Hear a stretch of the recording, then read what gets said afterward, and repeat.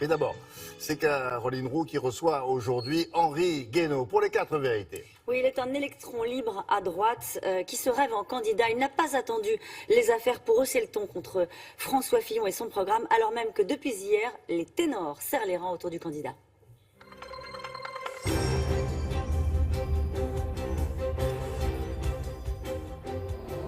Bonjour Henri Guénaud. Bonjour. Ce matin, 17 élus des Républicains signent une tribune pour défendre l'honneur d'un homme et l'avenir de la France. François Fillon est donc encore soutenu par son camp. Écoutez, si c'est un geste d'amitié, je peux le comprendre. Si c'est un geste politique, je le comprends beaucoup moins. C'est un naufrage. Voilà, moi, je ne vais pas me situer sur le terrain des affaires ou des dossiers. François Fillon défendra lui-même son honneur, ce qu'il a fait. Mais sur le plan politique, les dégâts ils sont considérables. Qu'est-ce que ça veut dire? François Fillon, il dit « je tiendrai jusqu'au bout, je la ferai cette campagne, je serai candidat ». Quand on dit « je tiens jusqu'au bout », c'est qu'on n'est pas sûr de tenir jusqu'au bout. C'est impossible en réalité. On voit bien que la pression psychologique et la pression politique va devenir intenable. Elle est déjà quasiment. 70 Français voudraient que les Républicains et le Centre changent de candidat. Bon, cette tribune, alors on va dire les choses clairement. Henri Guénaud, vous dites ce matin, il faut qu'il renonce? Je pense que ça serait mieux pour tout le monde, oui.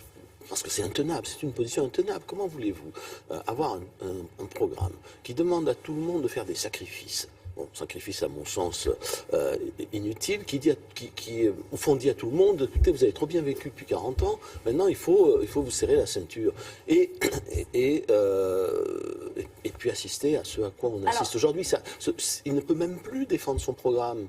Là, vous l'avez critiqué depuis le début, et son programme, en l'occurrence, Henri Guénaud, le programme de François Fillon. Qui représentez-vous en disant cela ce matin? En disant, ça ne peut plus durer, il faut qu'il renonce? D'abord la voix de ma propre conscience et mon analyse de la situation. Maintenant, je ne vous fais pas un dessin sur l'ambiance qui règne dans les couloirs de l'Assemblée nationale. Si, faites-moi un dessin, parce que nous, on n'y est pas. Mais non, mais plus personne n'y croit. Et c'est cette langue de bois, y compris parmi les signataires, j'en connais un certain nombre, plus personne ne croit que c'est tenable. Vous savez, cette espèce d'instinct grégaire de la politique. D'abord, quand on fait une tribune et qu'il n'y a que 17 signataires, c'est peu, c'est ce que vous voulez dire. C'est très peu, on ne fait que montrer sa faiblesse. Bon, quand on affirme avec autant de solennité quelque chose auquel on ne croit pas vraiment, dire nous tiendrons, nous serons toujours là, personne ne nous fera baisser les yeux, enfin, est curieusement écrite d'ailleurs cette tribune. Tout ça, ce sont des fanfaronnades, mais ça tue la politique, parce que j'écoute depuis plusieurs jours le déversement de langue de bois de tous les porte-paroles qui expliquent que, mais non, tout va bien, vous savez, tout va bien, voilà, tout va bien.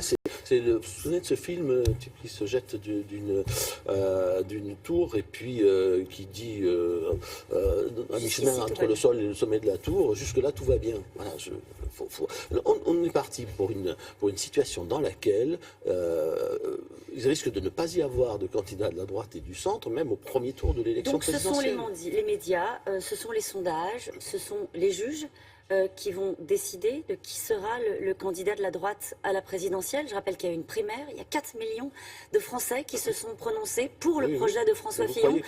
Qu'est-ce qu'on vous dit? Elle est caduque, vous dites elle a servi à rien cette primaire? D'abord, la primaire montre tous ses effets délétères, à droite comme à gauche. Je pense que ça sera fini des primaires après cette expérience. Et puis, allez donc demander aux électeurs des primaires, aux électeurs de la primaire de la droite et du centre, si aujourd'hui ils feraient le même choix. Il s'est passé beaucoup de choses depuis lors. Déjà, ça ne suffit, ça donne aucune légitimité particulière. Ça donne, les primaires, on essaye de fabriquer le candidat d'un camp quand il s'agit de produire l'homme de la nation. Pourquoi devrait-il renoncer? Il le dit, François Fillon, il a été désigné, élu par 4 millions de Français. Pour l'instant, il n'est pas condamné, il n'est pas mis en examen. À quelle pression devrait-il céder? La pression de son camp, celle qui s'exprime dans les couloirs, la pression des médias, la pression des juges, laquelle? La pression de l'opinion. C'est une élection présidentielle maintenant, il n'est pas élu, c'est pas parce qu'il a été désigné à l'élection, il n'a pas reçu un mandat. Je veux dire que l'élection présidentielle, ce ne sont pas les primaires, ce ne sont pas les manœuvres de parti, ce sont les élections présidentielles, c'est quelqu'un qui va à la rencontre du peuple, et c'est le peuple français, c'est l'opinion française qui va décider. Regardez dans quel état se trouve l'opinion. Voilà, c'est Lui, la pression. il dit c'est un complot, il dit c'est un coup d'État institutionnel. Mais tout ça n'a pas mais tout ça n'a pas d'importance. Tout le monde, à chaque fois qu'il y a une affaire, dit c'est un complot. Bon, on peut discuter, je suis le premier à le faire, des dérives de la justice. J'observe d'ailleurs que personne ne propose de réforme de la justice. En ont-ils peur à ce point?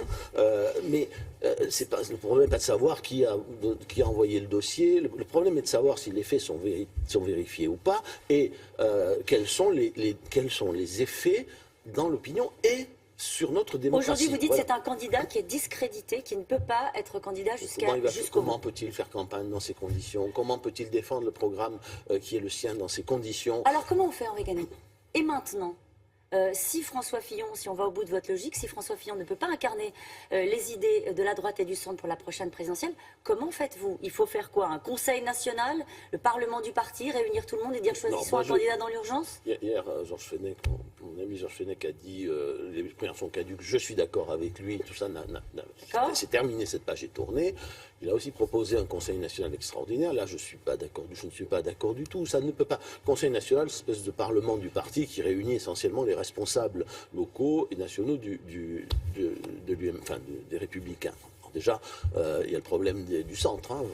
Alors comment mettons le centre. Bon. Deuxièmement, encore une fois, le candidat ne peut pas être issu d'une magouille de parti. Bon, parce qu'on sait très bien ce que le Conseil national va être l'objet de toutes les manipulations, de toutes les pressions. Troisième fois, comment on fait, Henri Guénaud? Vous dites toutes les solutions qui ne sont pas les bonnes. Oui, mais justement, parce que il ne peut pas être non plus, le candidat ne peut pas être investi par le parti. Ça ne s'est jamais vu. Alors jusque-là, on me disait, mais il y a les primaires, ça change tout. Il n'y a plus les primaires, donc il ne peut pas être investi. Il y a pas dans l'élection présidentielle, il n'y a pas le candidat d'un parti. Bon, le parti peut soutenir. Et si le parti doit choisir parmi les candidats qui se présenteront au cas où François Fillon se retirerait, eh bien, ça ne peut être que l'ensemble des militants. Voilà, les militants diront qui le parti doit soutenir. Mais ça n'est pas une investiture. Ça n'est pas une investiture. Il faut un vote des militants organisé un peu à la hâte pour désigner un... Non, pas pour désigner. D'accord. Non, pas pour désigner. Pour apporter un soutien au candidat. Comme ça s'est passé tout le temps. Comme ça s'est passé en 81 avec Debré et Chirac. Comme ça s'est passé avec Balladur et Chirac. Le parti décide qui il soutient et les candidats se présentent devant le peuple. Et vous vous présenterez, c'est ça que vous voulez nous dire aussi? Je suis candidat et je le resterai. Mais j'en appelle aussi à la responsabilité de tous ceux qui sont chargés de donner des parrainages. Parce que on voit bien ce qui se passe entre ceux qui ont des investitures et qui ont peur en fait d'en donner, et puis tous ceux qui sont dégoûtés par la politique et qui ont peur de se mouiller aujourd'hui, c'est-à-dire tous les maires qui ont peur d'exercer cette prérogative. Le système est en train de se congeler. Bon, et ça n'est pas possible. Nous allons rater cette élection présidentielle, et ce qui va arriver, c'est qu'on va se retrouver, si on continue comme ça, en tête-à-tête entre Mme Le Pen et M. Macron, et ce sera une catastrophe pour l'avenir. Nous entrons dans une période chaotique. Il faut bien regarder les enjeux. Merci beaucoup, Henri Guénaud. C'est à vous, William. Merci. Merci.